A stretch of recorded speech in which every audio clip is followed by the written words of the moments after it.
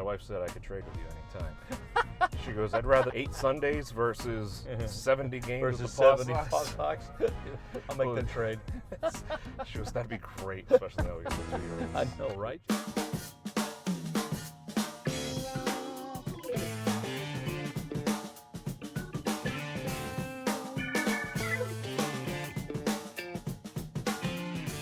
Hey, welcome into Carpooling with Ben, folks, as we cruise through the end of summer here. It's not over yet. No. But as we cruise through the end of summer, the boys of fall start to take the field, and the voice that you've heard so many times if you've gone to Gillette Stadium or if you've been a student at Dean College for the past, how many years you been there? 17, I've been 30? Well, I've actually 40, 50? The Patriots year 28, and I'm starting my 5th year at Dean. Only 5 years. 5 years at Dean. I thought you founded Dean. 1836, I think. It was a great year to be alive. Absolutely. Be pushing up daisies by now, I think.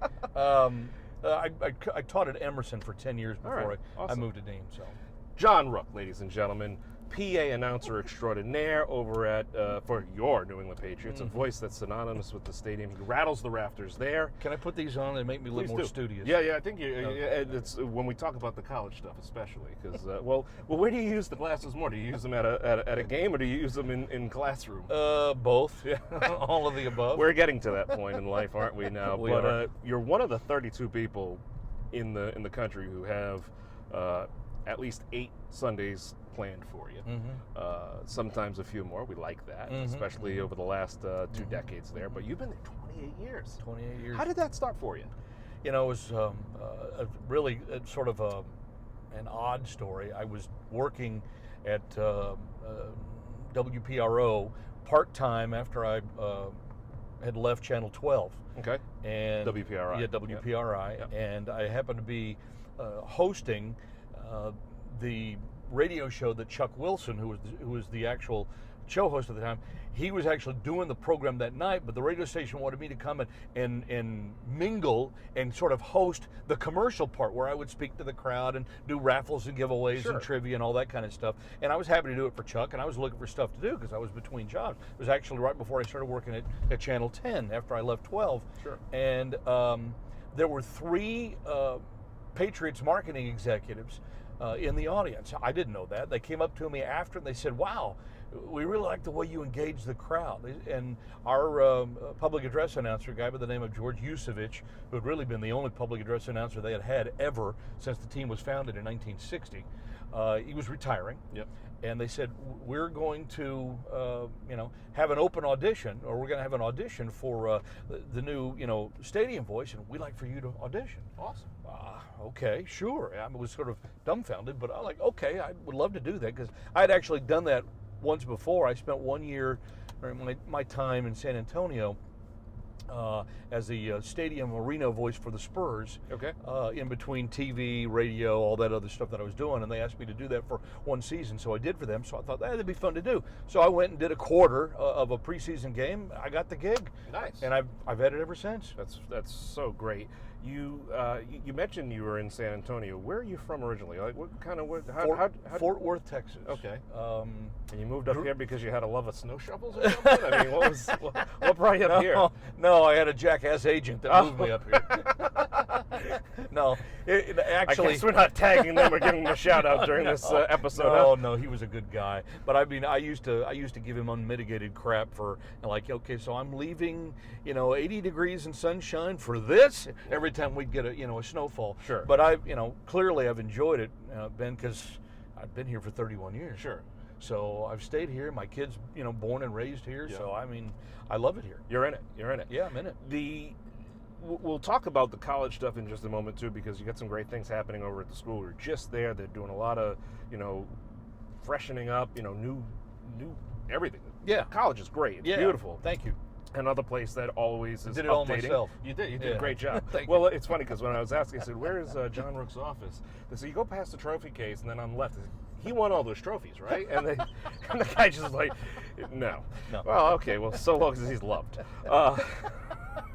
Another place that is constantly updating, always making changes, it seems, and growing and expanding would be over at Gillette.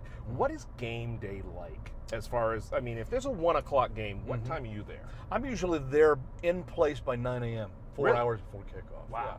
Yeah. That's two reasons. Number one, you always want to take some time to familiarize yourself with the rosters and pronunciations, any last minute, things that you can, assist with while, the production is getting ready to get started. And number two, because of the traffic. I mean, good Lord. Yeah. If you wait until 2 hours before game time, there are times when I've been there 4 hours before and I'm stuck in traffic. Sure. And I'm yelling at people, hey, it's not going to kick off until I get there, so move. Get out of his way. Yeah, exactly. And you don't get the craft copter dropping you down, lowering you on a cable there? Listen, I've thought about that many times. About wondering if Mr. Crab would loan out his helicopter. Yeah, absolutely. Just to you bring the voice in. I mean, you can Skype it in. I mean, if you had to, but you just watch it in real time, though. But when do you start talking before a game? Is it 1 hour before? It's usually about an hour before, and then in the last couple of years, they've sort of lessened my duties, and I mean, I didn't mind it, but they've kind of gone on. There's a trend that's happened mostly in National Hockey League rinks and in a few other NFL teams where they want their football people to be more a part of the actual in-game entertainment, their announcing people, I should say, to be more a part of the in-game entertainment factor. So they actually have a second announcer. You probably know him. His name's Rob Schuler. Okay, yes. Worked for years at WGBH and some others. Sure, absolutely. Like an in-game host. Yes, and so Rob actually does the commercial reads. Okay. For the first 25 years of the now 28 years I've done it, I had a script about this thick, which they since converted to computer. Yes. So I have a laptop and everything, and during commercials on TV, if you're watching the game at home or even while you're at the game, I would literally look at my screen and read the commercial, and I've got one person talking to me in this ear, I've got another person talking to me in this ear, sure, and I'm trying to hear myself do the announcement to 70,000 people live. Sure. Yep. They took the commercial part away, largely because they said, we want you a part of the game presentation. We want you to concentrate on football. And I'm like, hallelujah, Thank Jesus. You. Thank you. Yeah, my God, I get to do football? Really? Is that what I do? After 28 years, I'm doing football. That's amazing. It's shocking. What a country. So I was appreciative of that, but now, we really work on engaging the crowd. And that's a huge part of what, in-game entertainment is all about now, because clearly we have to appeal to, people to keep coming back and spending their hard-earned money and making it worth their while, rather than, the temptation of sitting at home on the living room couch in front of a 60-inch flat screen. Right. And the refrigerator in the bathroom and everything nearby. Yep. Why should they spend their money and their time and their entire day to come out? Well, because you can get things at the stadium that you just can't get anywhere else, and I'm a part of that. No, that's so awesome. So you get there 4 hours ahead of time. Yeah.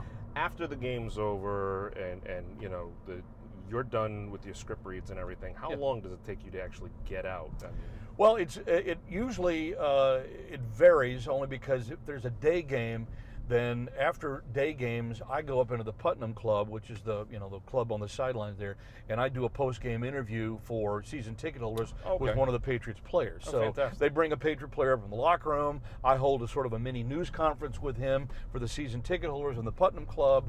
And that takes an extra half an hour to an hour for a night game in particular, usually because they want people to be able to get out and get home, especially if it's a Thursday night game, let's say, or a Sunday night game because you got work the next day. Sure. I'd say from the time the game is over to the time that I'm actually in traffic and on the way home, probably is about an hour. Okay. So it's not too bad. Believe me, it's not anywhere near like it used to be at old Foxborough Stadium. Yep. Because it was a good solid 2 hours in the parking lot before you ever moved. Well, they've taken a lot of steps, and I know this really isn't your field, but they've taken a lot of steps through the Massachusetts State Police, the Foxborough Police, all the joint agencies that work together to really move that traffic along. And by making 3 ways out or 3 ways in, and then now they've added a free parking option if you agree to wait an extra hour or two, whatever it is. But they're taking the steps there to, you're right, be respectful of people's time. Right. Another sporting event thing that you do, people may have heard you on WPRO calling the PC Friars games.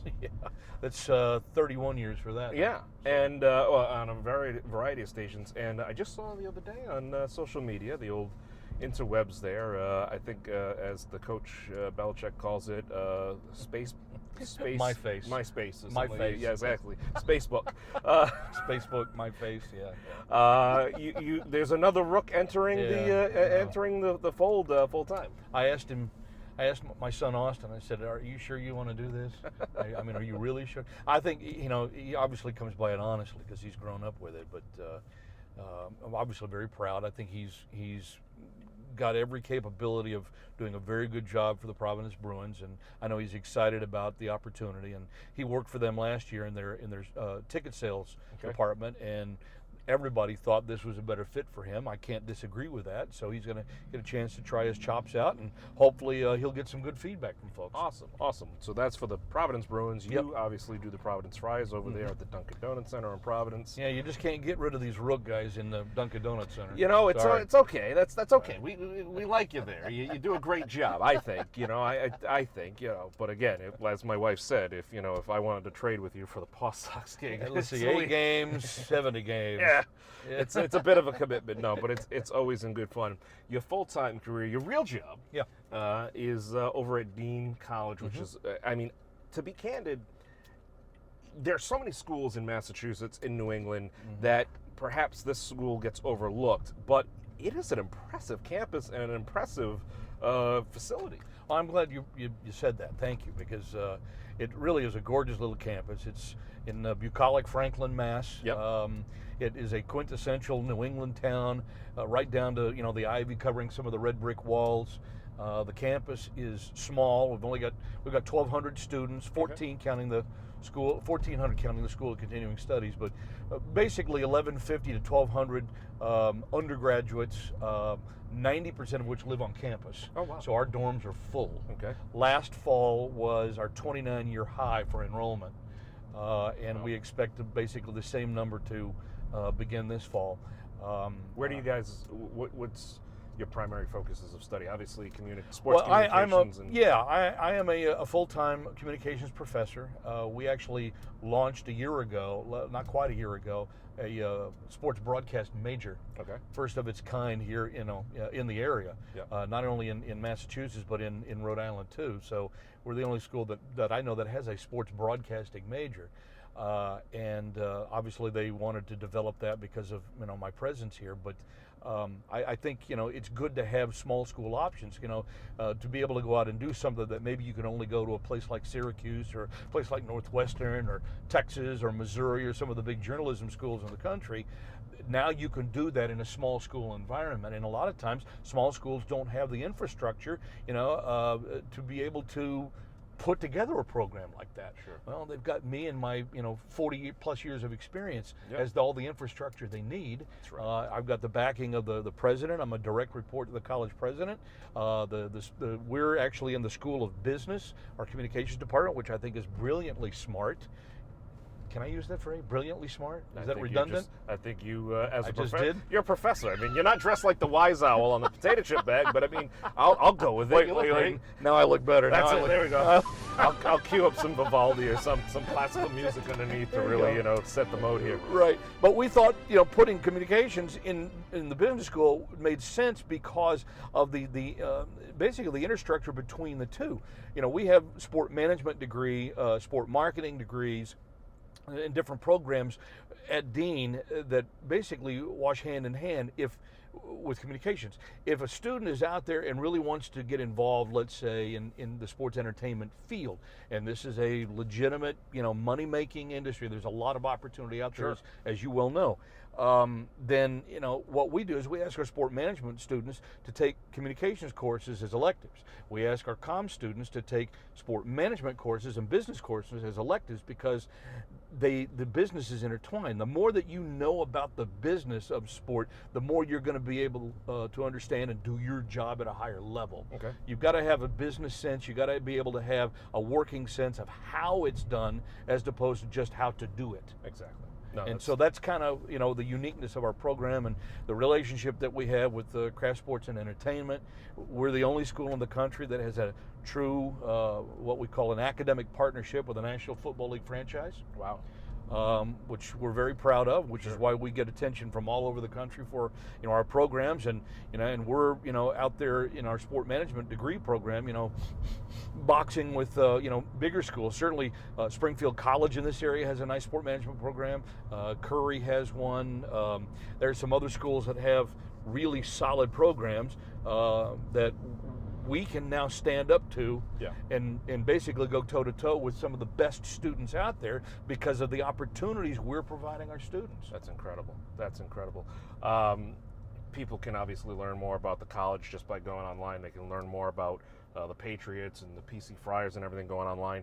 One thing, though, that people may not know, every summer, and the only reason why I know this is because you bring the students over to McCoy Stadium every year. You do a sports broadcasting camp, which is great. And these talk to me about this camp you've put together. Because did you start it, or was it? I started. Okay. Yeah, it's something that I started. You're not really a guy that's out there like, look what I did. I mean, that trophy case was impressive, but this is something that's kind of flown under the radar. This is a really cool thing. Well, thanks, Ben. It's something that I always wanted to do, and finally, you know, Dean allowed me the opportunity to be able to put my plan into action. But we take basically 14 to 18-year-olds, so we're looking at high school kids, right? And now we're expanding that to be, you know, young college, you know, kids as well, so up to basically age 20, and we're giving them an opportunity for 2 weeks to basically come in and get a crash course on what it's really like to be a sports reporter / sports broadcaster. They get college credit, which is great. So so they get 3 hours of college credit. So it's a great way to, you know, start your, you know, academic career if you're in high school, right? Absolutely. But some of the things we do, you know, you know, it's, you live on campus, which is great. There is a commuter option, but I tell you, you're missing a lot because you need to learn how to be a college kid. Sure. And this is a great way to teach high schoolers, especially those that may be reluctant to leave home or go away for the first time or whatever. This is a great way to just stick your foot in the water and see how warm it is and how much you really like it. And of course, by the end of the 2-week stretch, most of the kids are like, you know, oh, I got to go to bed at like, you know, midnight because I can't stay up till 3 a.m. anymore. Sure. And I'm like, you're way ahead of the game. You're learning something. You're learning something already. You have to learn how to manage your time.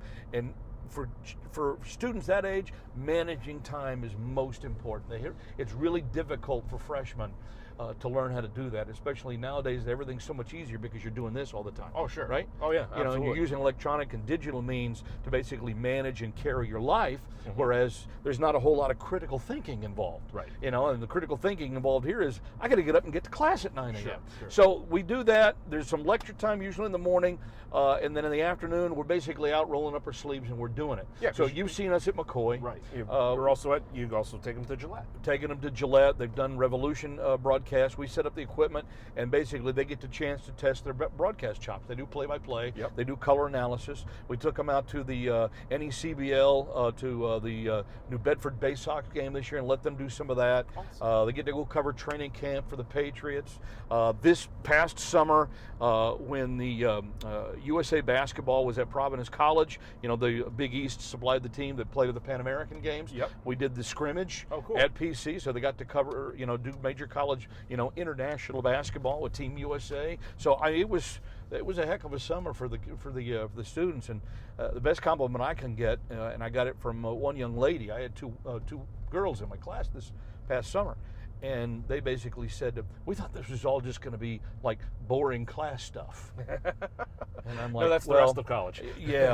Wait for college for that. No, that's not how I teach. That's not how I do it. This is all, hey, you're going to get your hands dirty. You're going to roll up the sleeves. I'm going to put you to work. If you don't like the work, then don't come and do it. It's that simple. Right. But if you really want to learn something and you want to learn how to do it and then develop a skill, I think this would benefit just about anybody that's, you know, thought about, hey, I'd really like to do sports for a living. Well, you know what? Those jobs really do exist. They really do. Where can people learn more about that program in particular? Dean.edu/summer. Okay. That's all you're going to do. Now's the time to start thinking about it for next year, because if you're starting to plan, you know, between that 14 to 18-year-old range. And I would also encourage, you know, if you're a college freshman or sophomore at another school and you want to, you know, come get 3 hours credit, come on. No, because that's- I know that's that a lot great. of schools in the area don't have programs like we have at Dean, especially when it comes to sports broadcasting. Well, come and take an elective course and transfer it back to where you go to school. You can still do that. Yeah, it's a beautiful thing. Yeah, Well, absolutely. he is the professor of everything sports, media, and if you want to know random facts about Texas, I would imagine you're good on that front as well. Well, let's see. My son Austin is actually named for Colonel Stephen F. Austin, which is one of the heroes of the Texas Republic in the 1800s. Wow. You like that? Wow. How's that a little very? Texas history for you? Remember the Alamo? That's why he all is. that- yeah. That's why he is the professor, ladies and gentlemen. Thus, that classical music on the bed, just to really class it up. I think it's amazing. You could string a little Doobie Brothers in there if you want. Well, we'll do what we can. I mean, we'll see what we can get the licensing Little rights. taking it to the streets. No, Little China Grove. Little China Grove would be. Yeah. All right. Because I used to go through China Grove on my way to work when I worked in San Antonio. There you Blink. go. It's one of those towns where you blink, you miss it. It's kind of like my town, warmer now. Bingo. Driving through Barrington, you sneeze, there's Bristol. Sneeze, So Bristol, yeah. It happens.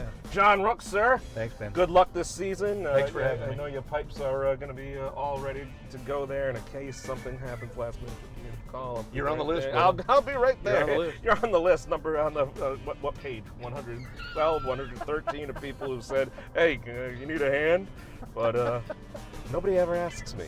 I don't know why. I'll ask you.